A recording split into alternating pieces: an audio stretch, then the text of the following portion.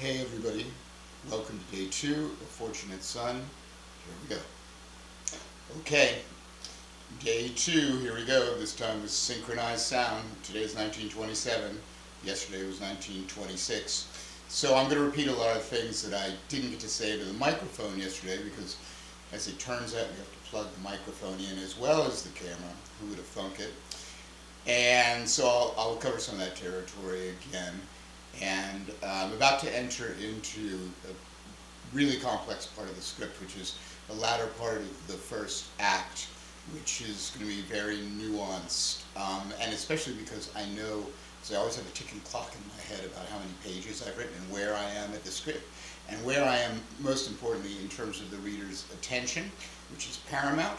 So that clock's always going to be ticking. I'm going to go over here, but I know when I come back and start rewriting, I will start to condense things, and I will, pull that gravitational matter back together. But for now, I'm going to just get going because I want to get some pages under my belt, and then I'll be checking back in with you.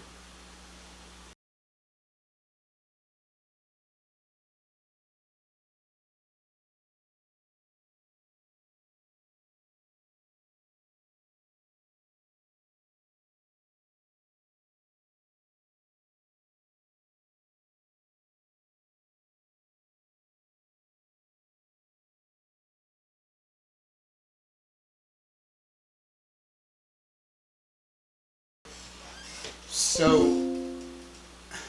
yesterday, one thing I was saying that I'll say again today is that, how did I come to write this? I mean, you don't know what it's about yet because even if you've read along, which I doubt you have, but even if you have, you won't know what it's about yet because we haven't gotten to the so-called inciting incident. I don't really believe in those kind of sayings, but in this case, it is a convenient phrase to use. It's just like act structure. Act structure doesn't really exist. It's actually an illusion, and it's completely subjective of where an act begins and where an act ends. But there is a certain commonality of terminology that we can use that allows us to communicate with each other. That, while it's inaccurate, can be helpful at sometimes. In any event, when I sit down to write, and as I sat down to write this, there's not a lot about the story that I know. I know the milieu that it's going to take place, and I know why I'm writing it. I know what drives me to write it. And what drives me to write things is what I feel very strongly. And I only write about things that I feel very, very strongly about. It's either things that I love or things that I hate. And I find that when I write about things I love, it's almost always about dogs for some reason. And when I write about things I hate, it's injustices that I see in the world that really just set me off. And when I see something that really bothers me, like in the last script I wrote, The Beekeeper, it was about something that really bothers me, which is people who take advantage of old people.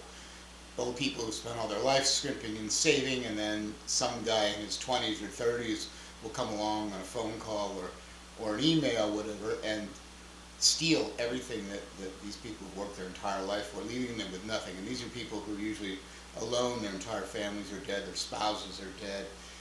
And I just, it's just heartbreaking to me. Anyway, so when I see something like that, and it just really upsets me, I think, how could I fix that? I mean, in my fantasy world, how could I fix it? And that's what I do. That's how I write the movies. I just pretend I can fix it. And I write it down. And so I don't know a lot. I don't know these characters that I'm writing. I mean, I'm meeting them along with you. I don't know their names. I don't know much of anything. But I know why. I know what's going to happen to them. And I know what the problem is. And I know that the problem will be fixed. That's the only ending I know. I know that the problem will fix. Generally, in this case, the protagonist will win. So anyway, that's how I've gotten to the point so far that you see me at right here. Back soon.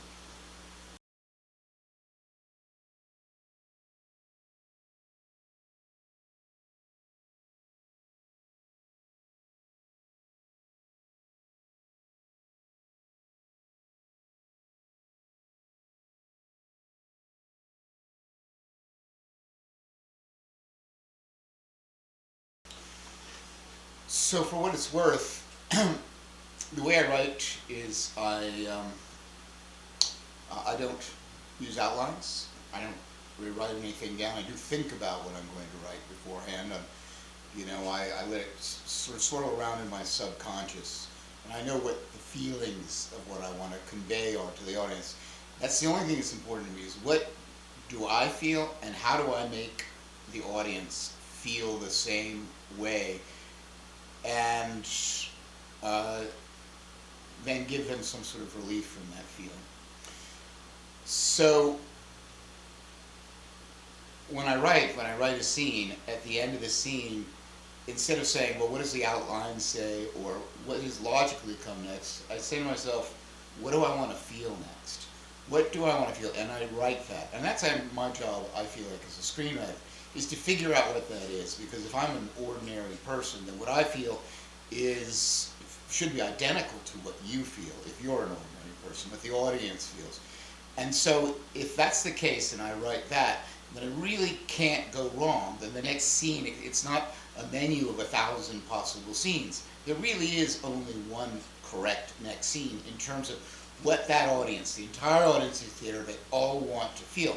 Now the key is that they don't always know what they want to feel, but when you get there and you write or you film the correct thing, they say, yes, that's what I want to feel. And that's our job as screenwriters, knowing how to be just ahead of the audience to land where they want to be before they even know it. And at all costs, figure out how to get there. So it's not always as easy as when you get done with the scene, writing what you feel. You have to figure out what it is you feel, how you can express it, but also how do you get there in the page without anything in between.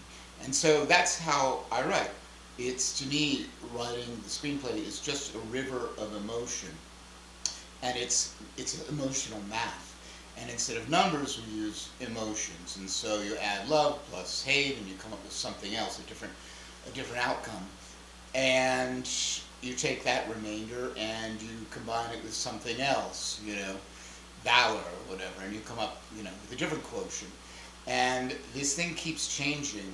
The math keeps changing as you go along. The emotion keeps transforming when it gets added to other emotions, or compromised or complicated by other emotions into something new. It's really interesting because the audience has a unique ability, a computer-like ability to keep all of these changes in their head and understand emotionally they've gone on the river ride and they haven't gotten out and walked around, missed an episode or missed 10 minutes up at the candy counter. They know exactly where we are in the math. They can keep up with the math much better than they can, generally speaking, with numbers. So it's a very interesting thing. So the point is to arrive at the right math at the right time, and our job as screenwriters is to figure out how to get there. That's my opinion anyway. See you soon.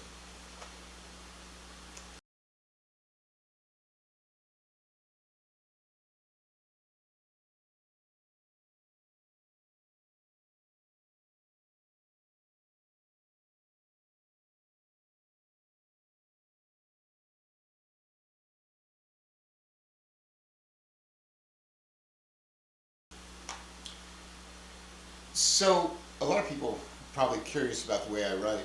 Um, I've always written like this, even since I was a very young writer. I've always written lying down on my back. Essentially, the screen's about 15 feet that away. It's a pretty big screen, and it just never made sense to me to sort of sit hunched over in front of a monitor at a desk. I think I'd be crippled by now with all I've written if I did that. And I think it's also probably ultimately better for my eyes too.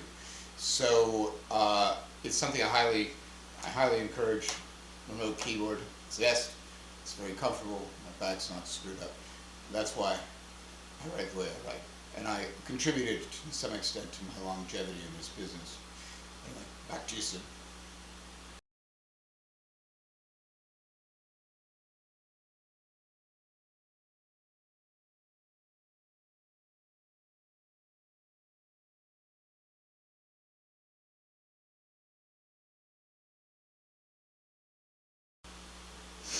Okay, I'm back. I had to go lie on the couch for 10 minutes and think. Before I get started, you may have noticed I never go back and rewrite anything I do. That's because in this first pass, the entire point of it is about intent. It's about structure. It's about laying out the pieces in the correct size-ish, with the correct intent and the correct order, to see if there is a structure at all. And then I'll worry about going back and making it pretty. There's no point in prettifying it up until you're sure that you have structure there. And of course, the structure is the script. Without script structure, there is no script, there's no story, there's no entertainment value. So that's the way I do it, the way I do it. And also, it's just good to get it out and have that house put in place, and then you can turn to decorating it, painting it, furnishing, all those things. So that's what I'm doing at this stage. And here we go.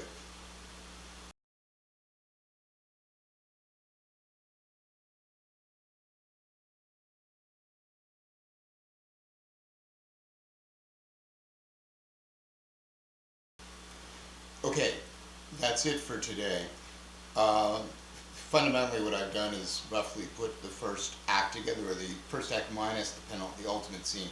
What I just wrote was with the penultimate scene, and it's all about loading the gun. So the gun is almost loaded, and it is about to go off.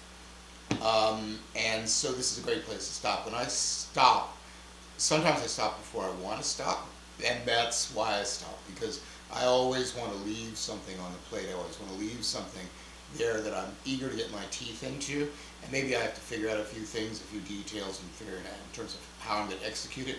But I really like to leave something that I'm excited to get back to the next day.